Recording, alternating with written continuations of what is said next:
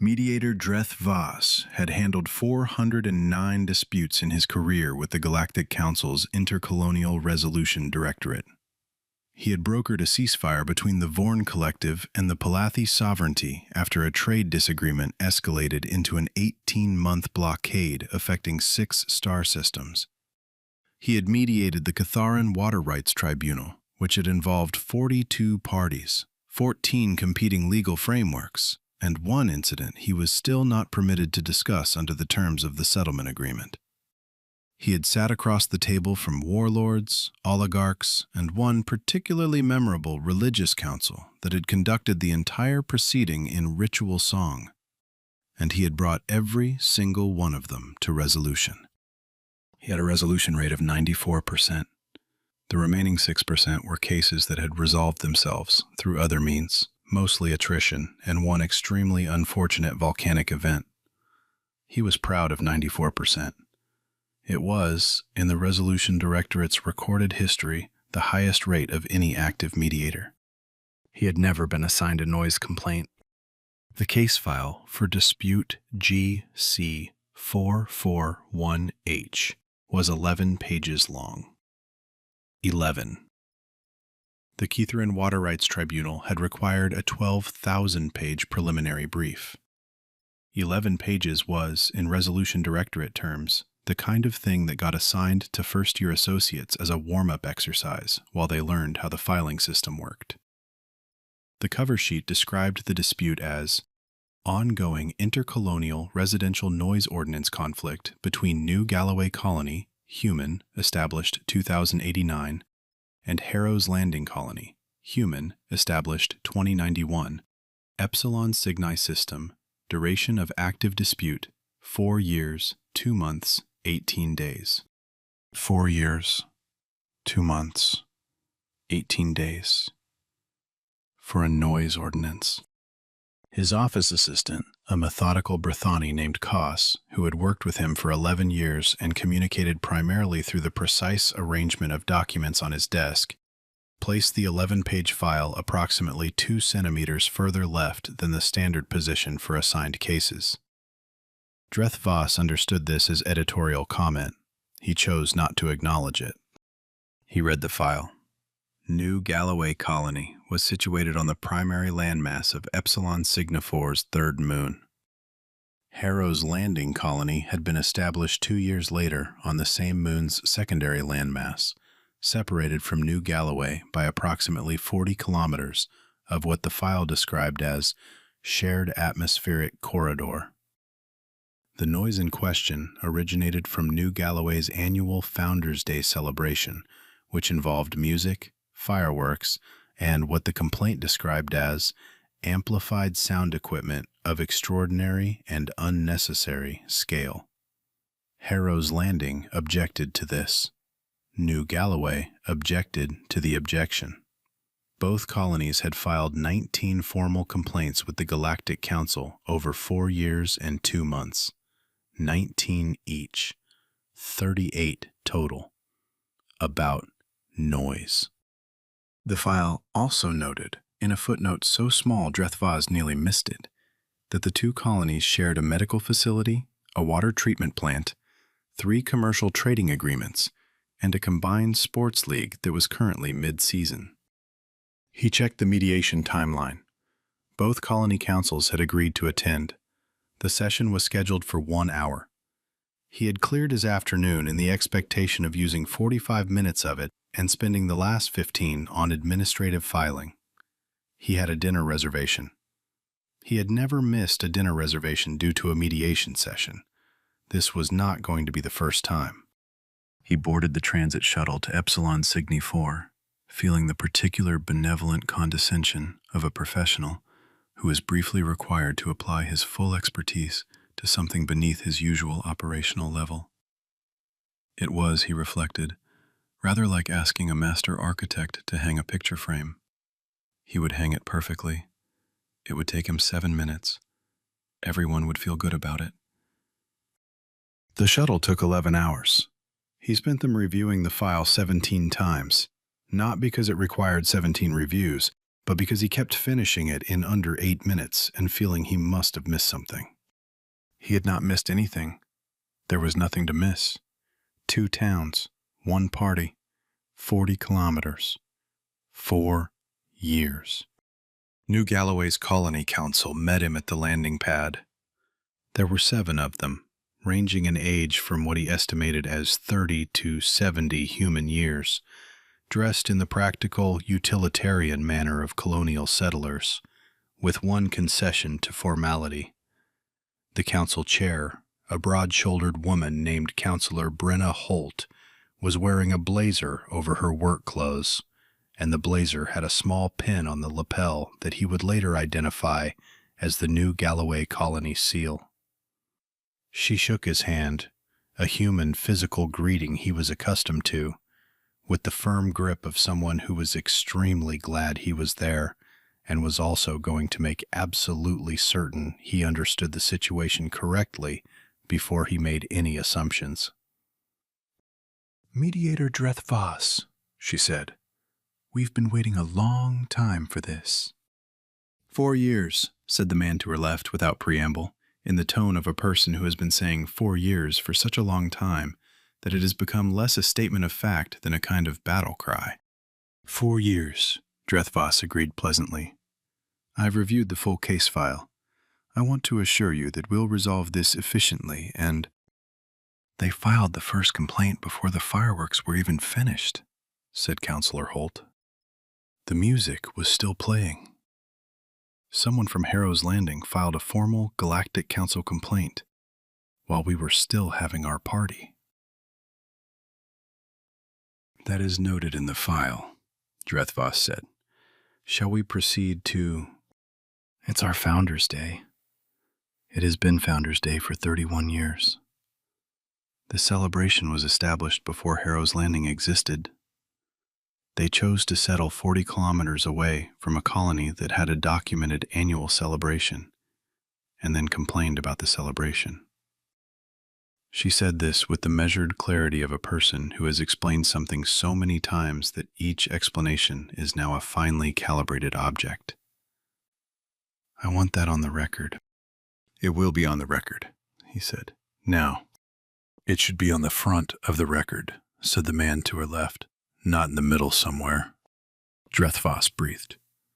He had a technique for this, a controlled respiratory pattern his senior mediator trainer had taught him 20 years ago as the foundation of emotional regulation in high-tension proceedings.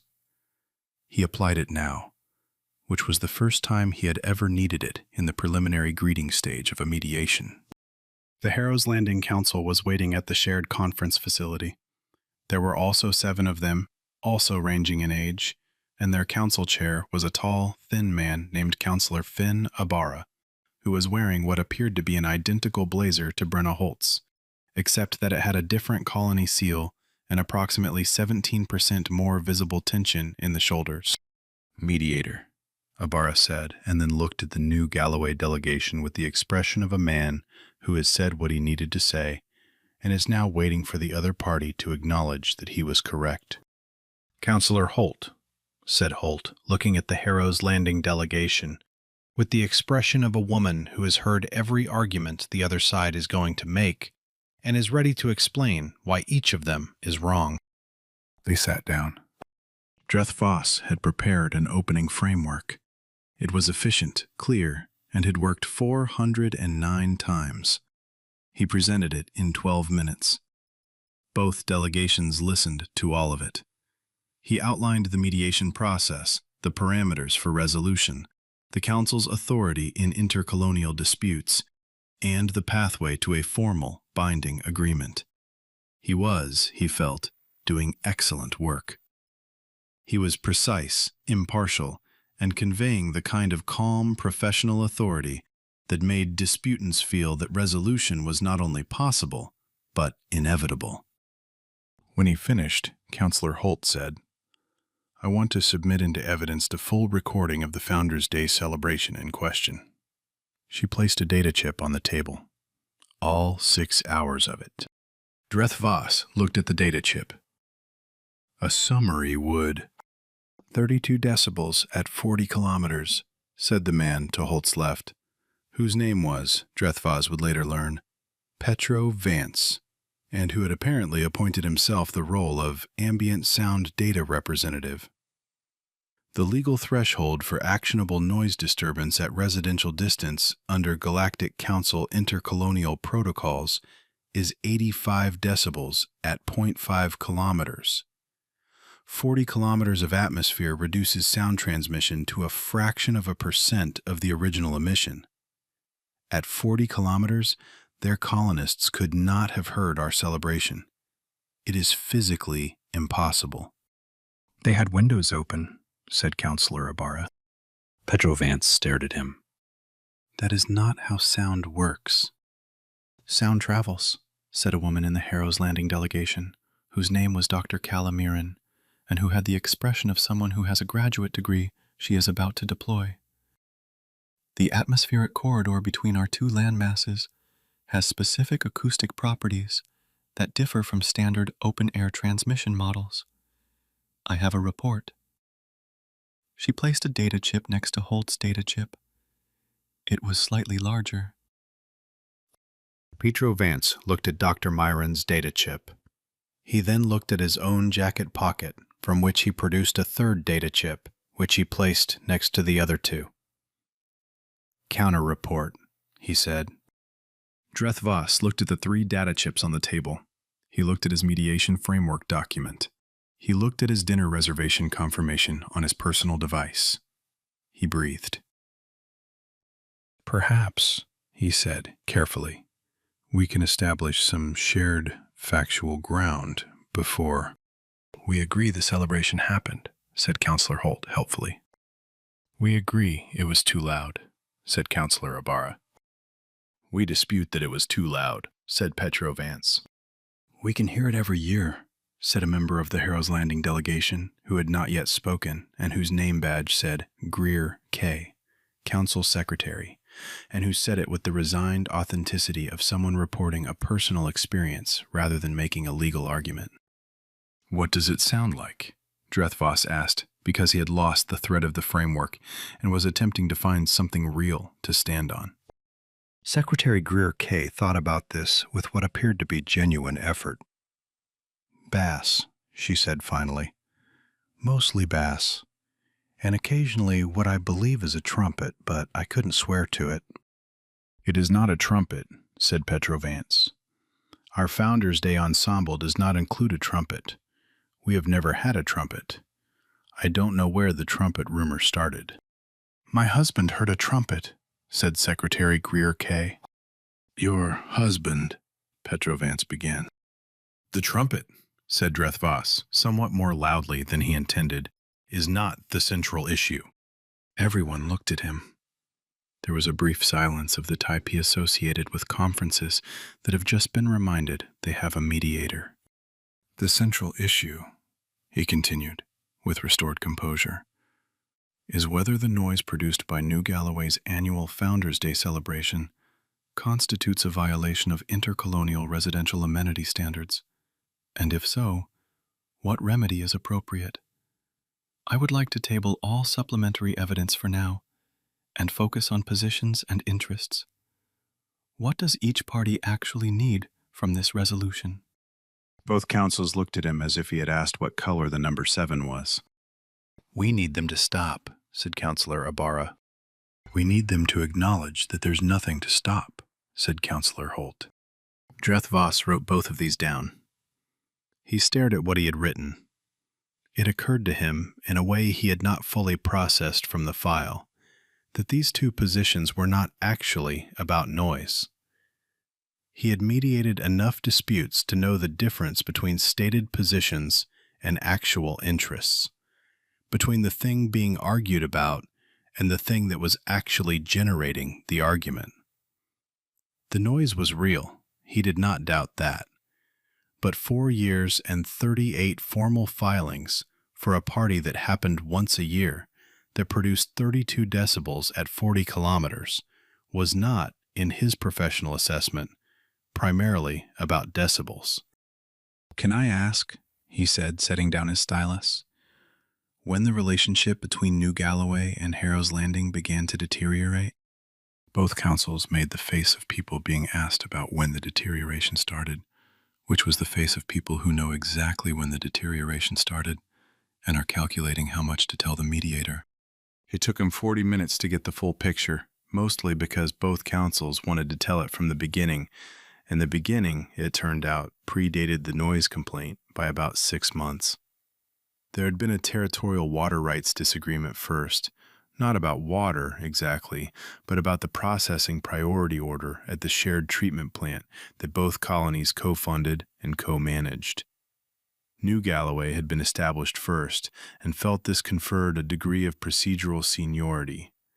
Harrow's Landing felt that 2 years was not long enough to justify seniority in a co-managed shared facility, and furthermore, that if New Galloway felt seniority was warranted, they could feel free to take their funding contributions elsewhere and see how that worked out for them. The water rights discussion had not been formally resolved. It had been tabled. Then the Founders' Day celebration had happened, 6 months after the tabling, and Harrow's Landing had filed its first formal noise complaint with the Galactic Council in what both parties now, in retrospect and from opposite directions, appeared to acknowledge was not entirely a spontaneous decision. So the noise complaint, Dreth-Vaas said slowly, began as...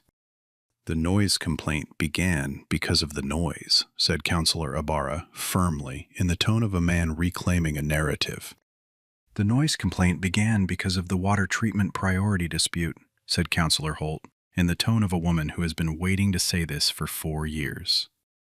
Both things are true, said Secretary Greer-Kay, in the tone of a woman who is the council secretary and therefore has heard every version of every meeting and has long since moved past positions into something approaching topography.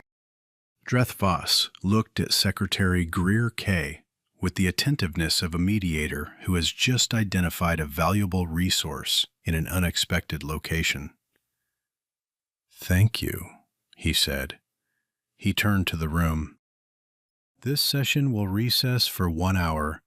I'd like both councils to meet separately and come back with their full list of underlying concerns, not just the noise, all of it. We're going to put everything on the table." There was a general murmuring. The delegations dispersed. Dreth-Vaas sat for a moment in the emptied conference room and looked at the 3 data chips lined up on the table. He picked up his personal device and moved his dinner reservation. When the sessions resumed, there were 14 items on the table. The noise was item 7. Items 1 through 6. The water treatment priority dispute, a separate disagreement about maintenance cost allocation at the shared medical facility, a commercial trading agreement that both colonies felt was structured in the other's favor, a boundary marker dispute involving a ridgeline that neither colony had any immediate plans to develop, but which both felt strongly about, a scheduling conflict in the shared sports league that had resulted in what the notes described only as the incident at the quarterfinal, without further elaboration, and an ongoing interpersonal situation between a prominent New Galloway family and a prominent Harrow's Landing family that multiple council members mentioned and then immediately said was not relevant to the formal proceedings, but which clearly was. Items 8 through 14 were variations and subcategories of the above. Dreth-Vaas looked at this list. He had arrived expecting to spend 1 hour resolving item 7. He was now looking at a 14-item dispute that had been generating for 4 years and expressing itself as a noise complaint because, and this was the part he was still processing, human communities, as best he could determine, found it easier to litigate the concrete and the measurable than the relational and the historical. They had filed 38 formal Galactic Council complaints about decibels. They had not filed a single formal complaint about the water treatment priority system, the medical facility costs, or the quarterfinal incident. Because those things were harder to measure, and because measuring them in a formal legal framework would have required admitting that the conflict between these 2 colonies was not about a party, It was about two groups of humans who needed each other and resented needing each other, and had been expressing that resentment through the only formal channel available that didn't require them to say out loud what was actually wrong. He understood, with the particular clarity that came from mediating across species for 22 years, that he had been handed not a noise complaint, but a community in the very human process of becoming one, fighting about it at every step. He spent 4 hours on the water treatment issue. It was the most tractable of the underlying disputes because it had clear data and a clear resolution pathway, a formal co-management charter with defined priority protocols that both parties actually felt was fair. They had simply never sat down to write it. This was the pattern he saw repeatedly over the following day as he worked through the list. Things that had seemed intractable in complaint form turned out to have obvious solutions once the actual interests underneath them were named.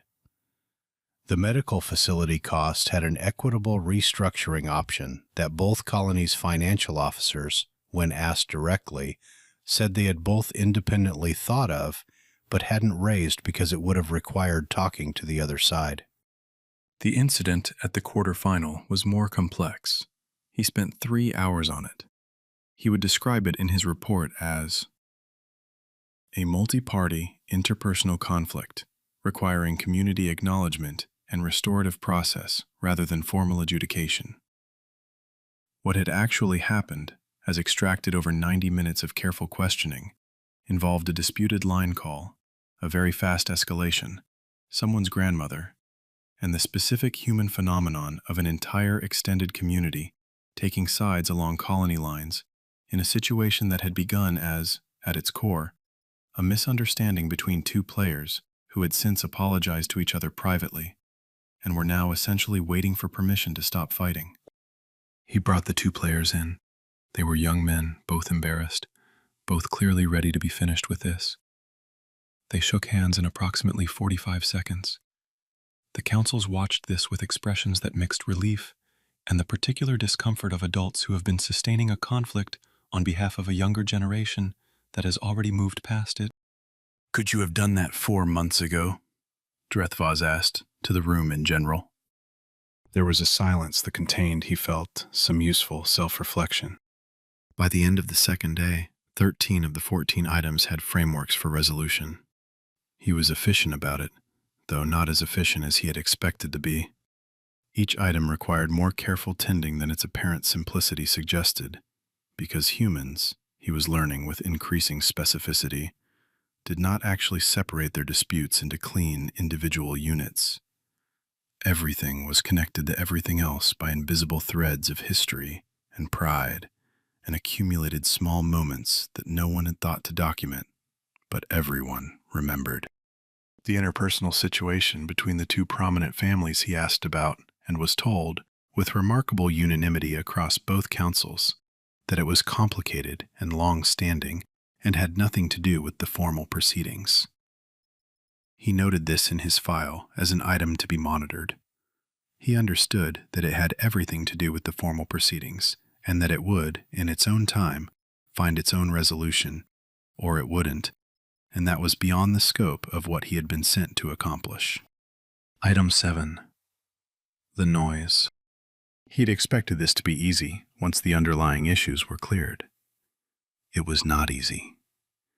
It was, in some ways, the hardest item on the list, because unlike the water treatment protocols and the sports league scheduling and the commercial agreement restructuring, the noise was the thing both colonies had spent 4 years being officially, publicly, formally right about. And being right about something for 4 years builds a kind of architecture around a position that is not easy to dismantle, even when the position is no longer entirely the point. Councillor Holt's position remained. Their celebration was legal, pre-established, and beloved, and any concession was an acknowledgement of wrongdoing they had not committed. Councillor Ibarra's position remained. The celebration caused genuine disturbance to his colonists. They had reported it in good faith, and any resolution that did not include some modification of the celebration was an acknowledgement that their concerns were not valid. Both positions were, in their own terms, completely reasonable. Dreth-Vaas had long since stopped finding human reasonableness surprising. What continued to surprise him was the specific intensity with which humans could hold reasonable positions in direct opposition to other reasonable positions and feel, on each side, that the reasonableness of their own position was itself an argument against the reasonableness of the other. He had been in this building for 41 hours. He had slept for 4 of them on a cot in what the conference facility called a rest room, and what Dreth-Vaas called the most utilitarian sleeping environment he had encountered outside of emergency field mediation. He had consumed 9 cups of something described as tea, which was not tea in any sense his palate recognized, but which was warm and produced effects compatible with sustained cognitive function. He had eaten a number of human food items brought by the facility staff, who apparently felt that a mediator working through the night should be kept supplied, and who had demonstrated a kindness in this that he had noted and found disproportionately moving at 2 a.m, which he attributed to sleep deprivation. He looked at both counsels across the mediation table. They looked back at him. They all looked, frankly, tired. The initial adversarial energy of the first day had worn down to something more honest, which was the energy of people who had been saying things for a long time and were running low on the emotional fuel required to keep saying them. "Here is what I want to suggest," Dreth-Vaas said, "and I want you to hear it completely before responding." He waited to confirm they were all listening. They were. New Galloway has held Founders Day for 31 years. It is a genuine cultural institution for your community. It predates Harrow's Landing. The celebration is legal under all applicable ordinances. It is the genuine expression of a community's history and pride, and that is not nothing. That matters. Councillor Holt nodded fractionally. Councillor Ibarra's jaw set. Harrow's Landing has lived in close proximity to this celebration for over 30 years. Their experience of it is real. Whatever the decibel measurements show, 32 colonists in the 2094 formal complaint reported sleep disturbance. 14 reported anxiety responses in children. These are not fabricated experiences. These are real humans describing a real effect. That also matters. Councillor Ibarra's jaw relaxed fractionally. Councillor Holt's eyes narrowed. "Both of these things are true simultaneously," he said. "The celebration is legitimate and the disturbance is real. You have spent 4 years arguing about which truth is more true, and the answer is that they are both fully true and not in conflict with each other. If you do not require one of them to be wrong." He let that sit. It sat for a while. "What I am proposing is not a compromise of either position," he said. "It is an acknowledgement of both. New Galloway continues its Founders' Day celebration without alteration or apology. Harrow's Landing receives a formal, written acknowledgement from the Council that the disturbance experienced by their colonists was real and documented. Both statements are true. Neither one invalidates the other." The silence was different from the previous silences. The previous silences had been the silence of people gathering counter-arguments. This one had a different quality. It was the silence of people who had heard something true and were examining it for weaknesses and finding fewer than they expected. "And the fireworks?" said Petro Vance, who had spent the last 2 days deploying acoustic data like a weapon and was not ready to simply put it down. "What about them?" Dreth-Vaas asked. "Harrow's Landing wants them moved to earlier in the evening," Petro Vance said.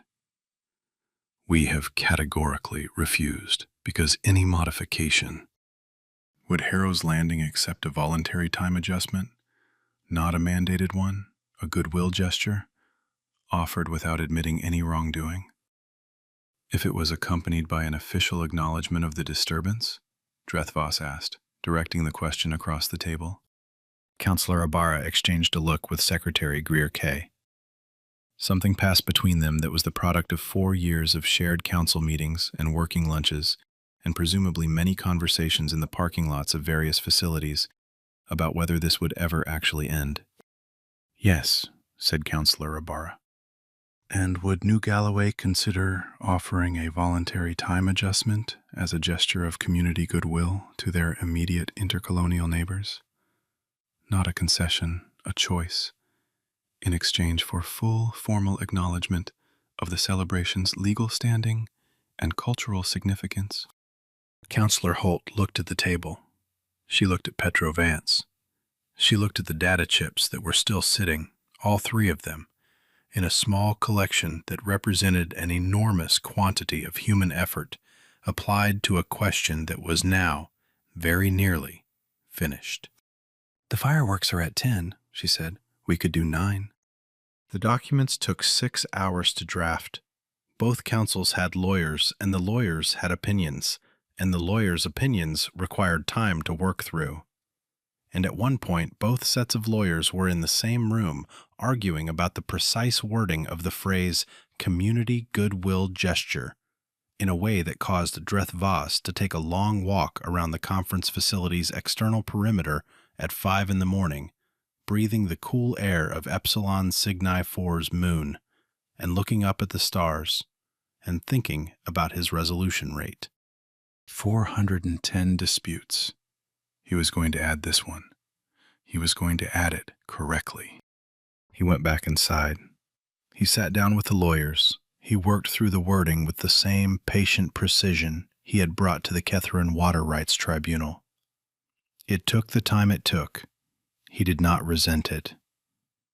He understood by hour 68 that these 2 communities had needed this process, not just the outcome, but the process, the formal, witnessed acknowledgement that their concerns had been heard by someone whose job it was to hear them. They had filed 38 complaints with the Galactic Council because they had needed the Galactic Council to show up. He was the Galactic Council showing up. It had taken 4 years because that was how long it took for the Council to understand that this mattered. And that had been the Council's failure, not theirs. He put this in his formal report. He worded it diplomatically, but he put it in. The signing happened at hour 72. Both councils signed. Both council chairs shook hands. And then, because it was human and therefore unpredictable, Counselor Holt and Counselor Ibarra also exchanged a brief, slightly awkward embrace that appeared to surprise them both equally, and which was witnessed by Dreth-Vaas and 14 council members and Koss, who had arrived on the overnight shuttle from the main office because Dreth-Vaas had not come back when expected, and who arranged his documentation files on the conference table in the precise configuration that meant, in their 11 years of working shorthand, "I told you so, but I'm glad you're all right." Dreth-Vaas filed the resolution from the transit shuttle on the way back to the station. He filed the supplementary report, the one about the Council's response time and what it signaled to small human communities about whether their concerns were taken seriously, as a separate document addressed to the Director's office. He CC'd it to the Division's Policy Review Committee. He expected it would be read, or it wouldn't, but he had learned something about the value of filing things, whether or not anyone was looking. He leaned back in the shuttle seat and thought about the last 72 hours. He thought about 38 noise complaints and 6 years of water treatment disputes, and 1 quarterfinal incident, and a complicated family situation he had not been authorized to solve. He thought about 14 council members who had been talking past each other for 4 years and sitting in the same room, and finally, slowly, at 3 in the morning over mediocre tea, talking to each other. He thought about Secretary Greer K., who had been quietly right about everything from the beginning, and would probably be the one who made sure the co-management charter got implemented correctly. He thought about the fireworks, which he had not actually seen, but which he understood were significant. He pulled up the next assignment file. It was 340 pages and involved the territorial dispute between two major sovereign states and a jurisdictional conflict that had been escalating for 9 years and showed all the early markers of becoming something much worse if not addressed with precision and care. He should have been relieved. This was the scale of work he was built for. This was why he had commendations. He read the first 20 pages and found them, for the first time in his career, slightly abstract. There were no Dreth-Vaases in this file. No one compiling counter-reports about atmospheric acoustic corridors. No council secretaries who had seen every version of every meeting and had quietly been right about all of it. There were heads of state and legal frameworks and economic pressures, and there was a clean line between the parties that was, compared to 40 kilometers of shared moon and one party per year, enormous and uncomplicated. He filed the Epsilon Cygni case under Resolved. Then he opened a new document and wrote in his own private notes, "Do not send noise complaints to first-year associates. Send them to mediators who think they know what they're doing. It is more educational." He thought about whether to add anything else. He thought about 2 colonies sharing a medical facility and a water plant and a sports league and 19 formal complaints each, circling the actual problem for 4 years, like 2 people who can't figure out how to say, "We've decided to be neighbors, and we need to figure out how to do that." He thought about Councillor Holt adjusting the fireworks by 1 hour, not because she was required to, but because she chose to, and how that 1 hour was not actually about the fireworks at all. He added one more line to the note. Humans do not argue about what they are arguing about. They argue about what the argument means. Find that, and you find the resolution. He closed the note. He looked out the viewport at the transit corridor ahead of him. The stars, steady and impassive, and infinite in all directions. Indifferent to the question of whether 2 small human communities, 40 kilometers apart on a moon no one had ever heard of, could manage to share a planet without filing formal complaints about each other's parties. They could. They had. He had been there when it happened, and he had needed 72 hours and 9 cups of not tea and a cot in a utility room and 410 prior disputes to be ready for it. He considered his resolution rate. 410. Still 94%. Still the highest in the Directorate. He decided it felt different now. Not higher, not lower. Just different in the way a thing feels when you understand it better than you did before, which was, he had always believed, the correct direction for understanding to travel. The shuttle moved on through the dark between the stars, carrying him forward toward 340 pages in 9 years of escalating territorial dispute. And he found, to his moderate surprise, that he was ready.